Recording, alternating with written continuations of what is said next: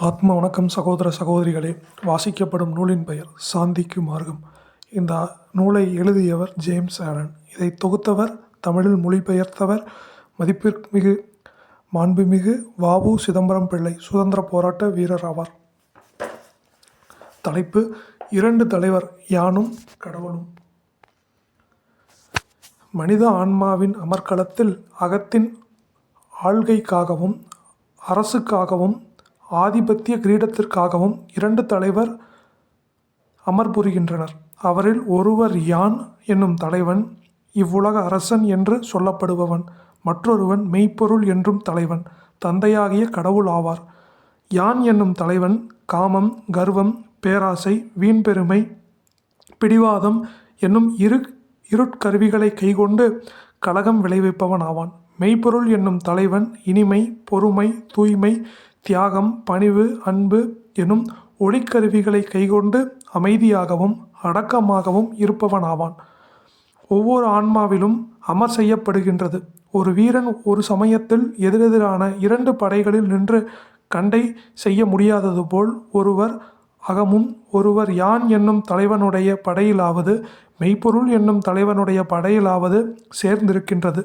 அவனுக்கு பாதி இவனுக்கு பாதி என்பது கிடையாது. யான் என்னும் தலைவனும் இருக்கிறான், மெய்ப்பொருள் என்னும் தலைவனும் இருக்கிறான். யான் இருக்கிற இடத்தில் மெய்ப்பொருள் இல்லை, மெய்ப்பொருள் இருக்கிற இடத்தில் யான் இல்லை. இவ்வாறு மெய்ப்பொருளாசிரியர் ஆகிய புத்தர் கூறியிருக்கின்றனர். கிறிஸ்துவின் அவதாரமாக தோன்றிய இயேசுநாதர் எந்த மனிதனும் இரண்டு தலைவரிடம் வேலை பார்க்க முடியாது. ஏனென்றால் அவன் ஒருவனை வெறுப்பான், மற்றொருவனை நேசிப்பான், அல்லது ஒருவனை பற்றி கொள்வான், மற்றொருவனை விட்டுவிடுவான். நீ கடவுளுக்கும் பிசாசுக்கும் ஊழியம் செய்ய முடியாது என்று கூறியிருக்கின்றார். மெய்ப்பொருள் சிக்கல், மாறுதல், குறைதல் இவற்றிற்கு இடம் கெடாத எளிமையும் நேர்மையும் கண்டிப்பும் வாய்ந்ததாக இருக்கிறது.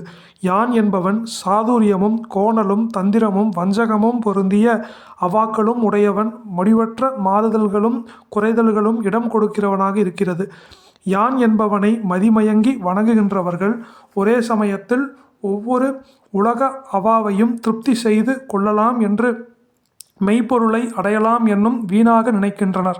ஆனால் மெய்ப்பொருளை நேசிக்கின்றவர்கள் யான் என்பதை விடுத்து மெய்ப்பொருளை வணங்குகின்றார்கள். அவர்கள் உலக விஷயங்களிலிருந்தும் உலக இன்பங்களிலிருந்தும் தங்களை காத்து கொள்கிறார்கள். நீங்கள் மெய்ப்பொருளை அறிவதற்கும் அடைவதற்கும் விரும்புகின்றீர்களா? அப்படியானால் நீங்கள் தியாகம் செய்ய வேண்டியது முற்றும் துறந்ததாக தயாராக இருத்தல் வேண்டும். ஏனெனில் யான் என்பதன் கடைசி அடையாளமும் காணாமல் போகும் பொழுது மெய்ப்பொருளை அதனுடைய எல்லா மகிமையோடும் காணலாம். நித்திய கிறிஸ்துநாதர் தம்முடைய சீடன் ஆவதற்கு விரும்புகிறவன் ஒவ்வொரு நாளும் யான் என்பதை மறுக்க வேண்டும் என்று சொன்னார். நீங்கள் யான் என்பதை மறுப்பதற்கும் உங்களுடைய காமங்களையும் உங்களுடைய குரோதங்களையும் உங்களுடைய அபிப்பிராயங்களையும் விட்டுவிடுவதற்கும் விரும்புகிறீர்களா? அப்படியானால் நீங்கள் மெய்ப்பொருளின் சுருங்கிய வழியில் பிரவேசித்து உலகத்தார் அடையாத சாந்தியை அடையலாம். யான் என்பதை முற்றும் மறத்துதலும் முற்றிலும் அழித்தலும் மெய்ப்பொருளின் பூரண நிலையாகும். சகல மதங்களும் சகல தத்துவ சாஸ்திரங்களும் இந்த மேலான நிலையை அடைவதற்கு பல துணைகள் உள்ளன. யான் என்றால் மெய்ப்பொருள் இல்லை என்றால் மெய்ப்பொருள் என்றால் யான் இல்லை என்றல். நீங்கள் யான் என்பது இறக்கும்படி விடுங்காலையில் நீங்கள் மறுபடியும் மெய்ப்பொருளாக அவதரிக்கின்றீர்கள். நீங்கள் யான் என்பதை பற்றி கொண்டிருக்கும் காலையில் உங்களிலிருந்து மெய்ப்பொருள் மறைக்கப்பட்டிருக்கும். நீங்கள் யான் என்பதை பற்றி கொண்டிருக்கும் காலையில் உங்கள் மார்க்கத்தில் ஓயாத கஷ்டங்கள் சேர்ந்து கொண்டிருக்கும். துன்பங்களும் துக்கங்களும் ஆசாபாசங்களும் நீங்கள் அடையும் பலன்களாகவும் மெய்ப்பொருளிடத்தில் கஷ்டங்கள் இல்லை. நீங்கள் மெய்ப்பொருளை சேர்ந்தால் நீங்கள் சகல துக்கங்களிலிருந்தும் ஆசாபாசங்களிலிருந்தும் விடுபடுவீர்கள். மெய்ப்பொருள் தன் இயற்கை மறைப்பட்டதன்று இருளன்று. அஃது எப்பொழுதும் விளங்கி கொண்டும் பூரணமாக ஒளிந்து கொண்டும் இருக்கிறது. ஆனால் வழிதப்பிய குருட்டு யான் அதனை காண முடியாது. பகலில் குருடர் தவிர மற்றவர்களுக்கு மறைக்கப்பட்டிருப்பதில்லை. பகலில் ஒளி குருடர் தவிர மற்றவர்களுக்கு மறைக்கப்பட்டிருப்பதில்லை. மெய்ப்பொருளின் ஒளி யான் என்னும் அகங்காரத்தில் குருடராகிய இருப்பவர்களுக்கு மற்றவர்களுக்கு மறைக்கப்படுவது இல்லை. மெய்ப்பொருள் பிரபஞ்சத்தில் ஒரு உண்மை பொருளாகும். உள்ளூர்ந்த சமாதானம், பூரண நீதி, நித்திய அன்பு எதனையும் அதனோடு சேர்க்க முடியாது, எதிலிருந்தும் எடுக்க முடியாது. அஃது எந்த மனிதனையும் சார்ந்திருக்கவில்லை, ஆனால் அதனை எல்லா மனிதரும் சார்ந்திருக்கின்றனர்கள். நீங்கள் யான் என்னும் கண்கள் மூலமாக பார்த்து கொண்டிருக்கும் காலத்தில் நீங்கள் மெய்ப்பொருளின் அழகை காண முடியாது. நீங்கள் வீண் பெருமைக்காரர்களாக இருப்பீர்கள். நீங்கள் ஒவ்வொன்றையும் உங்களுடைய சொந்த வீண் பெருமையாகிய வர்ணத்தை பூசி காண்பீர்கள். நீங்கள் காமிகளாக இருந்தால் உங்களுடைய அகமும் மனமும் காம புகையாலும் சுடர்களாலும் மூடப்பட்டிருக்கும். அவற்றின் மூலமாகவும் ஒவ்வொன்றும் விகாரப்பட்டு தோன்றும். நீங்கள் கர்வம் உள்ளவர்களாகவும் உங்கள் அபிப்பிராயம் சரி என்றும் கொள்கிறவர்களாகவும் இருந்தால் உங்கள் அபிப்பிராயங்களில் பெருமையும் சிறப்பையும் தவிர வேறு ஒன்றையும் பிரபஞ்சம் முழுவதையும் நீங்கள் பார்க்க மாட்டீர்கள். யான் என்னும் மனிதனிலிருந்து மெய்ப்பொருளின் மனிதனை வேறு பிரித்து காட்டுகிற குணம் ஒன்று உண்டு. அது பணிவாகும். வீண் பெருமையிலிருந்தும் பிடிவாதத்திலிருந்தும் அகங்காரத்திலிருந்தும் விடுபட்டிருந்தால் மாத்திரமல்லாமல் தம்முடைய சொந்த அபிப்பிராயங்களை விலையற்றவனாக கருதலுமே உண்மையான பணிவாகும். அதாவது அகங்காரத்திலிருந்து விடுபட்டிருத்தல் மாத்திரமல்லாமல் தம்முடைய சொந்த அபிப்பிராயங்களை விலையற்றவனாக கருதலுமே உண்மையான பணிவாகும். எவன் யான் என்னும் அகங்காரத்தில் இருந்து அமிழ்க்கப்பட்டிருக்கின்றானோ அவன் தனது சொந்த அபிப்பிராயங்களை மெய்ப்பொருள் என்னும் பிறரது அபிப்பிராயங்களை பொய்ப்பொருள் என்றும் மதிக்கிறான். ஆனால் மெய்ப்பொருளுக்கும் தனது சொந்த அபிப்பிராயத்திற்கும் உள்ள வேற்றுமையை காணுவதற்கும் கற்றுக்கொண்டு மெய்ப்பொருளின் அன்பன் எல்லா மனிதர்களையும் தயாளம் என்னும் கண்ணால் பார்க்கிறான். பிறருடைய அபிப்பிராயங்களுக்கு விரோதமாக தன்னுடைய அபிப்பிராயங்களை நிலைநாட்ட முயல மாட்டான். தான் அதிகமாக நேசிக்கிற தன் அபிப்பிராயங்களை விட்டு கொடுத்து மெய்ப்பொருளின் தன்மையை காட்டுவிப்பான்.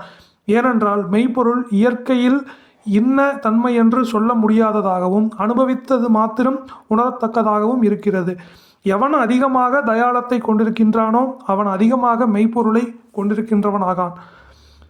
மனிதன் சூடான தர்க்கங்களை செய்து கொண்டு தாம் மெய்ப்பொருளை ஸ்தாபிக்கிறது போல மூடத்தனமாக நினைக்கின்றனர். அப்பொழுது உண்மையில் அவர் தம்முடைய சொந்த அற்ப விருப்பங்களையும் அழிந்து போகும் அபிப்பிராயங்களையுமே ஸ்தாபிக்கின்றனர். யான் என்பதை பின்பற்றுகின்றவன் மற்றவர்களோடு சண்டை செய்வதற்காக ஆயுதங்களை எடுக்கிறான். மெய்ப்பொருளை பின்பற்றுகிறவன் தன்னோடு சண்டை செய்வதற்காக ஆயுதங்களை பின்பற்றுகிறான்.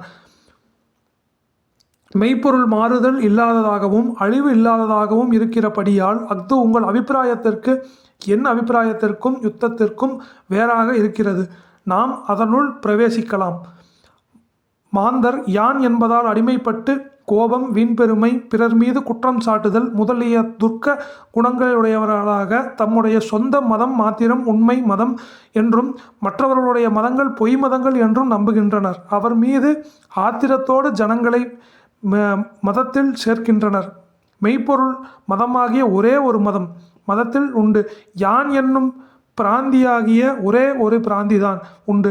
மெய்ப்பொருள் ஒரு வெறும் நம்பிக்கை அன்று, அது சுயநலமற்ற தூய்மையான ஆசிப்புள்ள ஒரு அகமாகும். எவன் மெய்ப்பொருளை பற்றி நிற்கின்றானோ மெய்ப்பொருளை பற்றி நிற்கின்றானோ அவன் எல்லாரோடும் சமாதானமாகவும் வாழ்கிறவனாவான். எல்லோருடையும் அன்பு நினைப்புகளாலும் போஷிக்கிறான். நீங்கள் உங்களுடைய மனத்தையும் அகத்தையும் நடத்தையையும் மௌனமாக ஆராய்வீர்களாயின் நீங்கள் மெய்ப்பொருளின் மக்களா அல்லது யான் என்பவனை வணங்குகிறீர்களா என்பதை நீங்கள் எளிதாக தெரிந்து கொள்ளலாம். நீங்கள் ஐயம், பகைமை, பொறாமை, காமம், வீண்பெருமை முதலியவற்றின் நினைப்புகளை ஒழித்து வைத்திருக்கிறீர்களா? அல்லது நீங்கள் இத்தீய நினைப்புகளுக்கு விரோதமாக ஊக்கத்தோடு போராடுகின்றீர்களா? நீங்கள் முன் சொல்லியிருப்பவர்களாயின் நீங்கள் எந்த மதத்தை அனுசரிப்பீர்களாக இருப்பினும் நீங்கள் யான் என்பதோடு கட்டப்பட்டிருப்பீர்கள். நீங்கள் பின் சொல்லியவர்களாயின் நீங்கள் வெளிப்படையாக பிற மதத்தையும் அனுசரியாதவர்களாக இருப்பினும் நீங்கள் மெய்ப்பொருளை கோருகிற மாணாக்கள். நீங்கள் காம குரோதம் உள்ளவர்களா? மனம் போன போக்கில் போகிறவர்களா? சுய காரியங்களையே எப்பொழுதும் நாடிக்கொண்டு இருக்கின்றீர்களா? பொறி இன்பங்களில் நுகர்வுகளாக இருப்பீர்களா? யான் என்று அகங்காரமாக இருப்பவர்களா? அல்லது நீங்கள் சாந்தமுள்ளவர்களா? அமரிக்கை உள்ளவர்களா? பரநயனம் உள்ளவர்களா? ஒவ்வொரு வகை பொறி இன்பத்தையும் நீந்த வல்லவர்களா? உங்களுக்கு சொந்தமானதை விட்டு சித்தமாக இருக்கிறீர்களா? நீங்கள் முந்தியவர்களாயின் உங்களுக்கு எஜமான் யான். நீங்கள் பிந்தியவர்களாயின் நீங்கள் நேசிக்கும் பொருள் மெய்ப்பொருள்.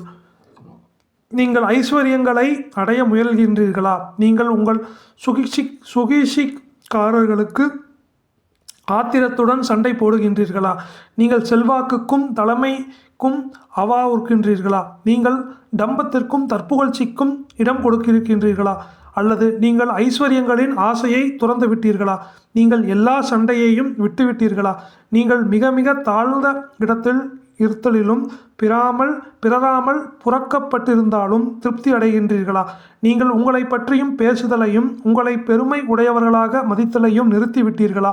நீங்கள் முந்தியவர்களின் நீங்கள் கடவுளை வணங்குவதாக நினைத்து கொண்டிருந்தாலும் உங்கள் அகத்தின் கடவுளின் யான் தான் நீங்கள் பிந்தியவர்களாயின் நீங்கள் கடவுளை துதியாதிருப்பவர்களாயினும் நீங்கள் மிக மிக மேலான பொருளுடன் கடவுளுடன் வசித்து கொண்டிருக்கின்றீர்கள். மெய்ப்பொருளின் அன்பனை தெரிந்து கொள்வதற்கு அடையாளங்களாக தெளிவானவை. அவற்றை கிருஷ்ண பகவான் பகவத்கீதையில் கூறியிருக்கின்றார். அறிவினை அடைதற்கு அனுதினம் முயறல், ஒருவினை குறிக்கோள் உயிர்கூறு செய்யாமை, அடங்கிய பசிகள் அஞ்சாமை, ஈகை அடக்கம், கடவுள்பால் அன்பு, நன்னேர்மை, மெய்மை கூறுதல், வெகுளி கொள்ளாமை, மற்றையோர் பெரிதா மதிப்பவர்க்கு கழித்தல், இன்பம் துன்பம் இரண்டினும் சமநிலை, பிறர் குறை காணா பெருமை, இரக்கம், ஆசைகளில் அசைக்கப்படாமை, மெல்லிய தன்மை, மேம்பாடுமை, பொறுமை, தூய்மை, உறுதியுடைமை, தீங்கு செய்யாதிருக்கற்கு தீங்கு செய்யாமை, இவை அறிகுறிகள் எம் இளவரசே மெய்ப்பொருள் வழியில் மேவி நிற்போர்க்கே. இந்த நூலின் ஆசிரியர் பெயர் ஜேம்ஸ் ஆலன். பதிவு தொடரும். இதை தமிழில் மொழிபெயர்த்தவர் மாண்புமிகு வ.உ. சிதம்பரனார் ஆவார். தலைப்பு சாந்திக்கு மார்க்கம். 2ஆம் பதிவு நாளை தொடரும். ஆத்ம வணக்கம் சகோதர சகோதரிகளே.